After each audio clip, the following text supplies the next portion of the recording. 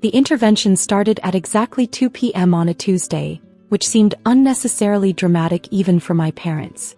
They'd summoned me to their Beacon Hill townhouse, the one with the marble entrance and the doorman who still called me Miss Alexandra, despite knowing me since I was 6. "Sit down, Alexandra," Dad commanded, gesturing to the chair across from his massive desk. The same desk where he'd lectured me about disappointing the family when I chose social work over law school. Where he'd threatened to cut me off when I dated someone he deemed beneath us. Where he told me I was wasting my potential on bleeding heart nonsense. Mom stood by the window, arms crossed, her designer suit perfectly pressed. She'd always been Dad's enforcer, the one who delivered the cruelest observations with a smile that never reached her eyes. "We've been patient with you," Dad began. "More patient than you deserve. But your grandfather's death changes everything." I felt my chest tighten. Grandfather Thomas had died 3 weeks ago. The funeral had been a circus of distant relatives pretending to grieve while calculating their inheritance prospects. I'd barely had time to process losing the only family member who'd ever actually seen me. "We know you expect to inherit something," Mom said, her voice dripping with false sympathy. "You were always his favorite, after all. Following him around, listening to his stories about building the business from nothing. He saw something in you that we clearly missed," Dad added. "But Thomas was old. Sentimental. He made certain provisions that need to be corrected." My heart rate stayed steady. I'd learned years ago not to react visibly to their provocations. "The family trust is substantial," Dad continued. $47 million to be precise. Thomas managed it personally for decades. Now that responsibility falls to your mother and me. "As it should," Mom interjected. "We understand how to handle money. How to maintain the family's position and legacy." Dad leaned forward. "You, on the other hand, make $38,000 a year working with homeless veterans. You drive a 10-year-old Honda. You live in a 1-bedroom apartment in Somerville that your grandfather insisted on paying for." "That ends now," Mom said flatly. "The apartment subsidy is cancelled. You'll need to find something within your actual budget." "We're not being cruel," Dad insisted, though his smile suggested otherwise. "We're being realistic. You're 31 years old, Alexandra. It's time you learned to support yourself without family money propping you up." I took a slow breath. Okay. Mom's perfectly shaped eyebrows rose. "That's all you have to say? What would you like me to say?" "Some acknowledgement of how generous we've been would be appropriate," Dad said. "We've supported your questionable career choices for 9 years. Allowed you to waste your education on social work when you could have joined the family firm. Never once insisted you contribute to the family's social obligations or business interests. Your grandfather enabled your delusions," Mom added. "Made you think it was acceptable to throw away your advantages on people who won't appreciate it. People who can't help themselves anyway." The contempt in her voice when she talked about veterans, men and women who'd served their country and come home broken, made my jaw clench. But I kept my expression neutral. "The trust will now be used appropriately," Dad announced. "Supporting causes that enhance the family reputation. Funding ventures that generate returns. Not whatever charity nonsense Thomas was indulging. You'll receive nothing from the estate," Mom said. "Thomas left you some sentimental items. His books, that ridiculous vintage watch collection, but the actual wealth stays where it belongs. With family members who understand its value." My phone buzzed in my pocket. I ignored it. "We're also discontinuing the health insurance subsidy," Dad continued. "And the emergency credit card. Effective immediately. You wanted to live like a common person, Alexandra. Now you can experience what that actually means. Is there anything else?" I asked quietly. "Yes," Mom said. "We're having a family gathering next weekend. The Winthrops, the Cabots, the Lodges, all the families that matter. You're not invited. We can't have you embarrassing us with your poverty complex and those dreadful stories about your work. You'll never see a penny of the family money," Dad threatened, standing up. "And if you try to contest anything, if you cause any trouble, we'll make sure everyone in Boston society knows exactly what kind of person you are. A disappointment. A drain on the family. Someone who chose failure over success. Learn your place," Mom added, her voice ice cold. "This is how things will be from now on. Accept it gracefully and we might throw you some consulting work occasionally. Make a scene and you'll be completely cut off. From everything. My phone buzzed again. Then immediately again. Someone needs you? Dad mocked. One of your homeless friends? Tell them you can't afford to help them anymore. You can barely help yourself. I stood slowly, pulling out my phone. 3 missed calls from Robert Chin, the family's estate attorney. The same Robert Chin who'd worked with grandfather Thomas for 30 years. Who'd sat with me monthly for the past 5 years, teaching me everything grandfather wanted me to know. I should take this, I said calmly. We're not finished, Mom snapped. Actually, I think we are. I answered the call. Robert, hi. Is everything all right? Alexandra, I'm so sorry to interrupt, but we have a situation. Your parents have submitted requests to withdraw $600,000 from the family trust. $300 for a summer house in Martha's Vineyard, $200 for renovations on the Beacon Hill property, and $100 for what's listed as business development opportunities. I glanced at my parents, who were watching me with irritation. That seems excessive for 1 month, I said. Dad's face reddened. Excuse me? How dare you discuss our finances with? Their monthly distribution is $200,000, I continued, talking over him. This request is triple that amount. Yes, Robert confirmed, which is why I need your approval. As trust manager, all withdrawals over the standard distribution require your signature. Mom's expression shifted from anger to confusion. What is he talking about? I held up one finger, still focused on the call. What's their current yearly total, Robert? $2.4 million so far this year. They're on track to exceed the $3 million annual limit by July if this pattern continues. The trust documents Thomas established are clear about sustainability, correct? Very clear. The corpus must remain intact. Distributions cannot exceed annual investment returns. Your parents' current spending rate would deplete the principal in 18 years. Dad snatched from my phone. I stepped back smoothly. Robert, can you come to the Beacon Hill address? I think we need to have a clarification meeting. I can be there in 20 minutes. Perfect. See you soon. I ended the call. The silence in the study was absolute. What? Dad said slowly. Was that about? That was about the trust. The one you just told me you control. Mom's voice was sharp. We do control it. Thomas left it to us. Actually, he didn't. He left me as trustee 5 years ago. You've been receiving distributions that I approve. Distributions that Thomas and I carefully calculated to balance your lifestyle with long-term sustainability. Dad's laugh was forced. That's absurd. You're 31 years old. You have no financial experience. No business background. I have 5 years of experience managing a $47 million trust under grandfather's direct mentorship. Every investment decision. Every distribution policy. Every sustainability calculation. He taught me everything. You're lying, Mom said flatly. Thomas would never put a social worker in charge of the family fortune. He put a trained trust manager in charge. The social work was always secondary. It's what I did with my time while I learned from grandfather. While you both assumed I was wasting my life, I was in his office every Tuesday and Thursday evening learning portfolio management, estate planning, tax optimization, and fiduciary responsibility. Dad's hands were shaking slightly. If this is true, and I don't believe it is, then you've been deceiving us for 5 years. No. I've been doing my job.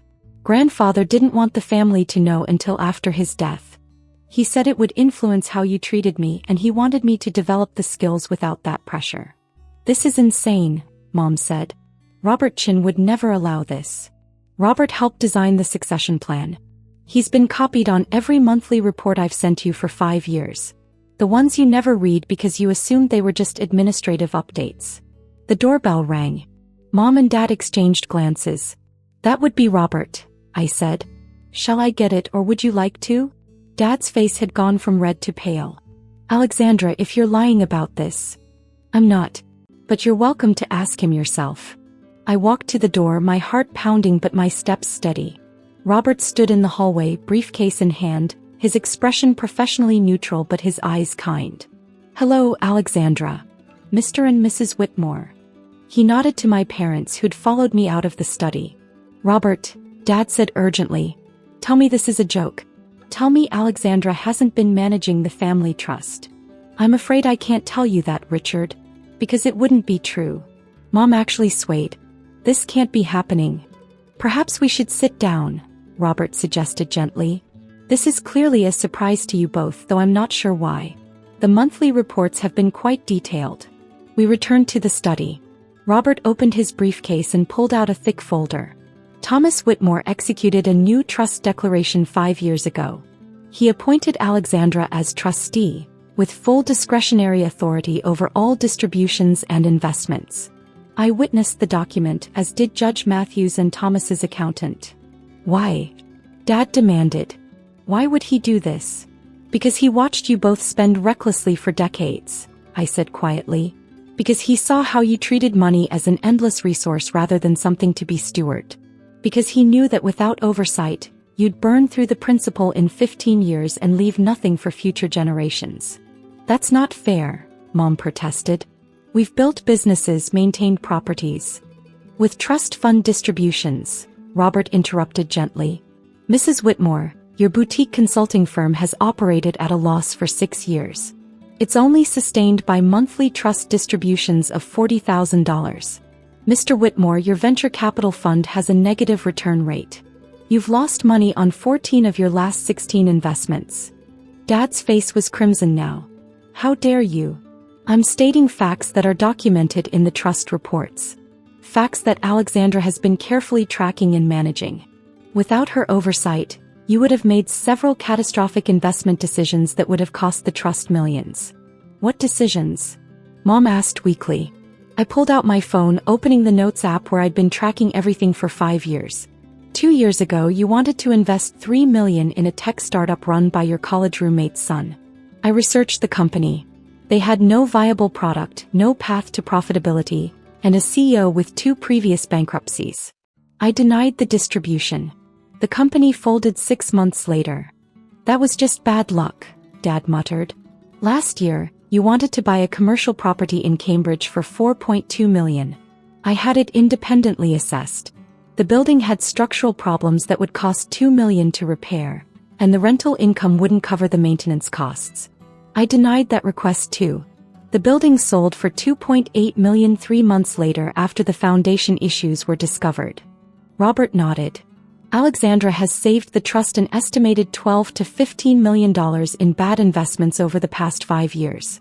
She's also grown the portfolio by 32% through careful, conservative investment strategies.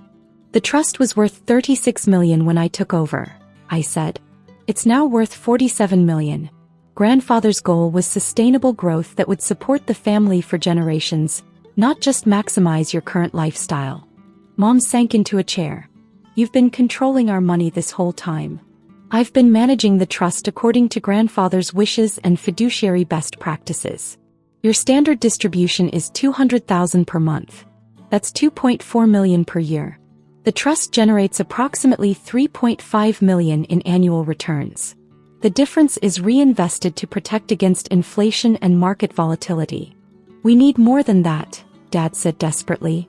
The Beacon Hill property needs updates. The Martha's Vineyard house is an investment. The Beacon Hill property was renovated 18 months ago for $300,000. The Martha's Vineyard house is a luxury purchase, not an investment.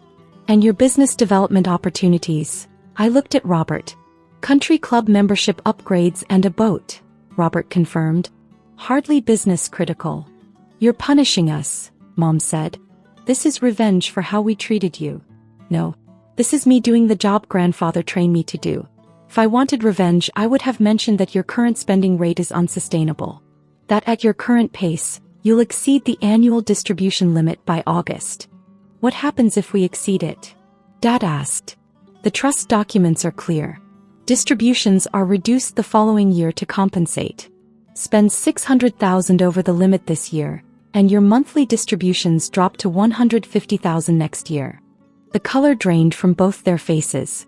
We can't survive on $150,000 a month, Mom whispered.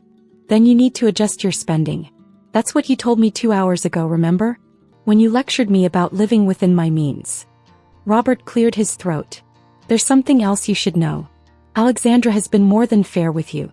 Thomas's trust documents gave her the option to reduce your distributions to $100,000 per month as a baseline. She could have enforced that from the beginning.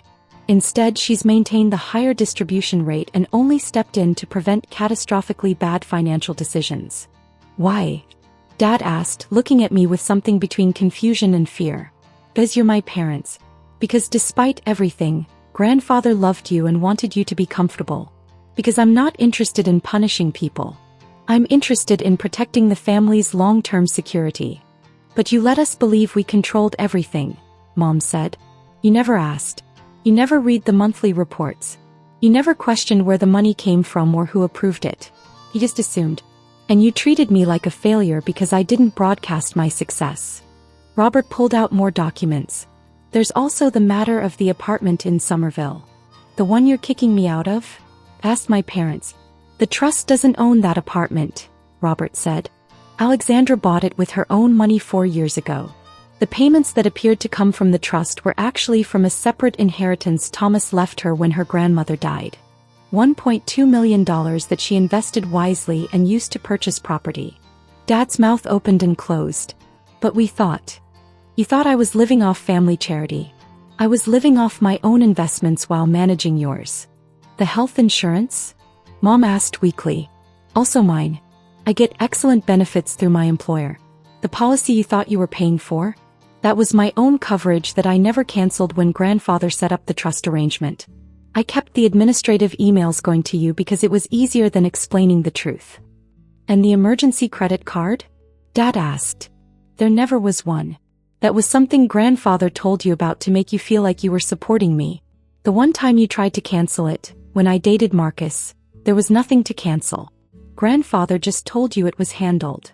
Robert checked his watch. I have another meeting, but Alexandra, we should schedule time to review the new distribution requests. Denied, I said firmly. All of them. Mom, Dad, your monthly distribution remains at $200,000. If you need more than that, you'll need to submit detailed proposals with clear justification. Just like any other trust beneficiary would. Beneficiary? Mom repeated. We're just beneficiaries? You've always been beneficiaries. You just didn't realize someone else was managing the fund. Someone who actually studied portfolio theory and fiduciary responsibility. Someone who spent 5 years learning from one of the best financial minds in Boston.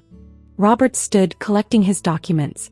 Richard, Catherine, I'd be happy to schedule a meeting to review the trust structure in detail. But I want to be clear. Thomas's wishes were explicit, the documentation is ironclad, and Alexandra has performed exceptionally in her role. There are no grounds for legal challenge. After Robert left, the three of us sat in silence. Dad stared at his desk. Mom looked out the window. I remained calm, waiting. You could have told us, Dad finally said. Would you have listened? Would you have treated me any differently? Or would you have fought it, challenged it, made everything more difficult? We had a right to know. The trust documents didn't require me to tell you. Grandfather felt, and I agreed, that it was better for me to learn the role without the family dynamics interfering. Mom turned from the window. What do you want, Alexandra? An apology? Acknowledgement? I don't want anything. I'm going to continue doing my job. Managing the trust responsibly. Ensuring the family has financial security for generations. That's what Grandfather asked me to do. While we what? Beg you for money. Dad's voice was bitter. While you live comfortably on a generous allowance and make better financial decisions.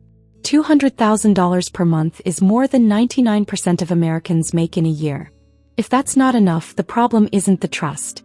It's your expectations. You sound just like him, Mom said quietly. Thomas. That same self-righteous tone. He wasn't self-righteous. He was practical. He built something substantial and wanted to protect it.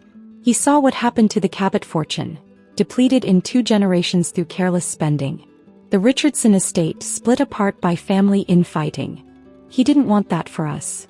So he put a social worker in charge, Dad said. He put someone he trusted in charge. Someone who cared more about the family's long-term security than short-term luxury. Someone who couldn't be manipulated or bullied into bad decisions.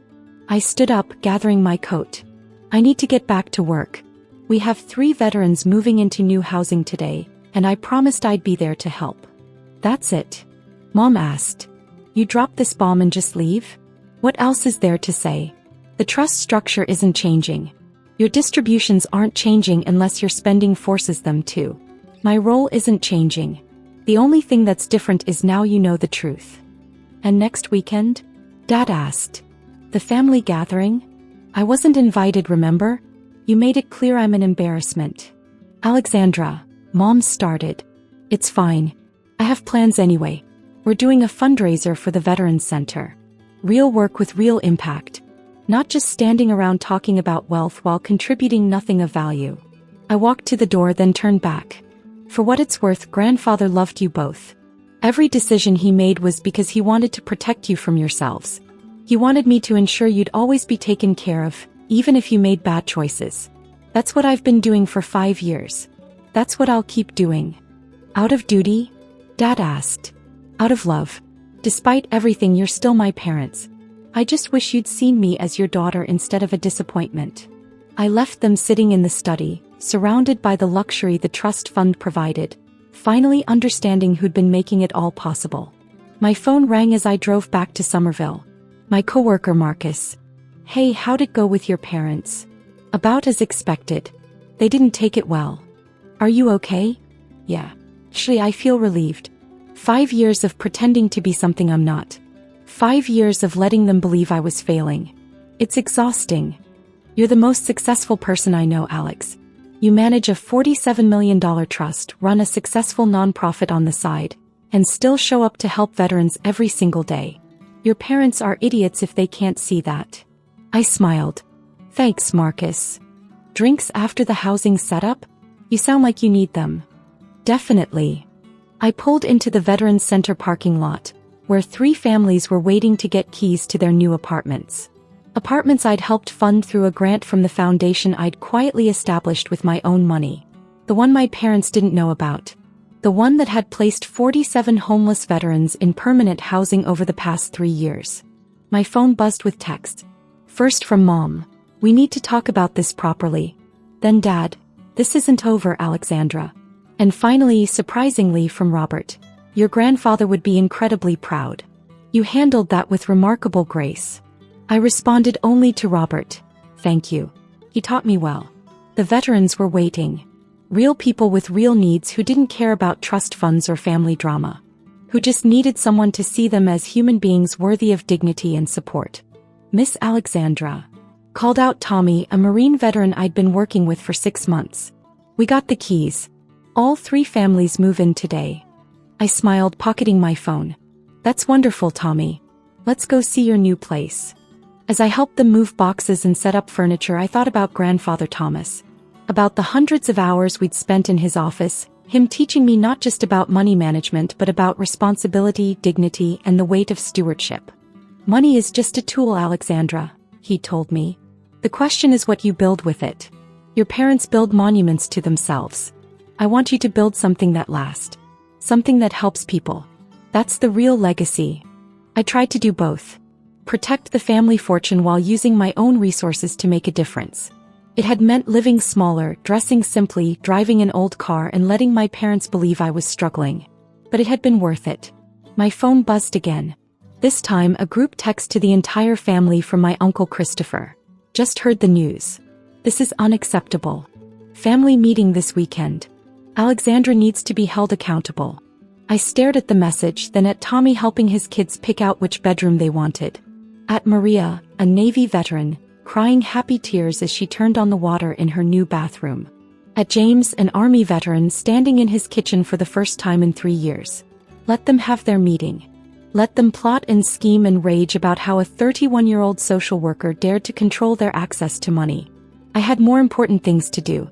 I had a trust to manage responsibly, veterans to house, a legacy to honor, and 5 years of experience proving I was exactly the person Grandfather Thomas believed I could be. My parents had said I'd never see a penny of the family money. They were right. I'd never been interested in seeing it. I'd been too busy managing all $47 million of it. Sometimes the quietest person in the room is the one with the most power. Sometimes the family disappointment is the only one actually succeeding. And sometimes the best revenge isn't revenge at all. It's simply doing your job with integrity while everyone else falls apart around you. I helped Tommy hang curtains in his daughter's room, my phone buzzing with increasingly frantic family messages that I'd read later. Or maybe not at all. Because tonight, 3 families who'd served their country would sleep in safe homes. And that mattered more than anything my parents could threaten or promise. Grandfather Thomas had taught me that. And everything else I needed to know.